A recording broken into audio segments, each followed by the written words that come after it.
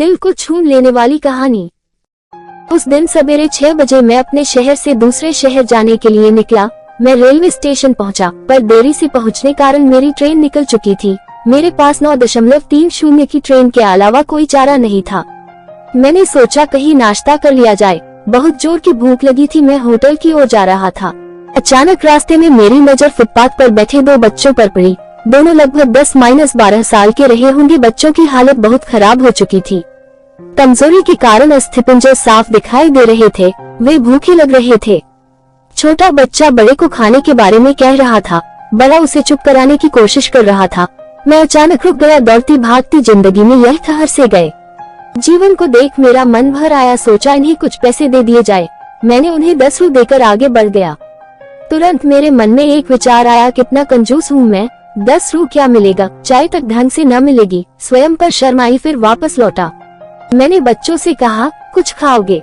बच्चे थोड़े असमंजस में पड़े। मैंने कहा, बेटा मैं नाश्ता करने जा रहा हूँ, तुम भी कर लो। वे दोनों भूख के कारण तैयार हो गए। उनके कपड़े गंदे होने से होटल वाले ने दाग दिया और भगाने लगा। मैंने कहा, भाई साहब उन्हें जो खाना है वो उन्हें 2 पैसे मैं दूंगा। होटल वाले ने आश्चर्य से मेरी ओर देखा। उसकी आंखों में उसके बर्ताव के लिए शर्म साफ दिखाई दी। बच्चों ने नाश्ता, मिठाई व लस्सी मांगी। सेल्फ सर्विस के कारण मैंने नाश्ता बच्चों को लेकर दिया। बच्चे जब खाने लगे उनके चेहरे की खुशी कुछ निराली ही थी। मैंने बच्चों को कहा, बेटा अब जो मैंने तुम्हें पैसे दिए हैं उसमें 1 रू का शैम्पू लेकर हैंडपंप के पास नहा लेना और फिर दोपहर शाम का खाना पास के मंदिर में चलने वाले लंगर में खा लेना। और मैं नाश्ते के पैसे देकर फिर अपनी दौड़ती दिनचर्या की ओर बढ़ निकला। वहाँ आसपास के लोग बड़े सम्मान के साथ देख रहे थे। होटल वाले के शब्द आदर में परिवर्तित हो चुके थे। मैं स्टेशन की ओर निकला। थोड़ा मन भारी लग रहा था। मन थोड़ा उनके बारे में सोचकर दुखी हो रहा था। रास्ते में मंदिर आया। मैंने मंदिर की ओर देखा और कहा, हे भगवान आप कहाँ हो? इन बच्चों की ये हालत, ये भूख, आप कैसे चुप बैठ सकते हैं? दूसरे ही क्षण मेरे मन में विचार आया, पुत्र अभी तक जो उन्हें नाश्ता दे रहा था वो कौन था? क्या तुम्हें लगता है तुमने वह सब अपनी सोच से किया? मैं स्तब्ध हो गया। मेरे सारे प्रश्न समाप्त हो गए। ऐसा लगा जैसे मैंने ईश्वर से बात की हो। मुझे समझ आ चुका था हम निमित्त मात्र है, उसके कार्यकलाप के वो महान है।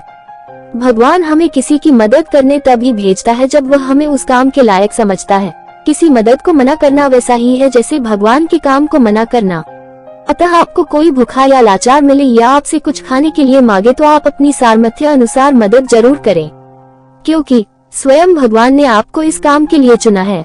चलिए आज की सुहानी सुबह का शुभारंभ करें कुछ इसी संकल्प के साथ कि भिक्षावृत्ति को हम बढ़ावा ना दें, लेकिन अशक्त, लाचार और भूखी की मदद हम जरूर करें। ईश्वर से प्रार्थना हमें सद्बुद्धि प्रदान करें और इस लायक बनाएं। हम बदलेंगे, युग बदलेगा। हम सुधरेंगे, युग सुधरेगा। पहले अपना आप सुधारे। आओ यारो, मिलजुल कर हम मानवता का रूप निखारे।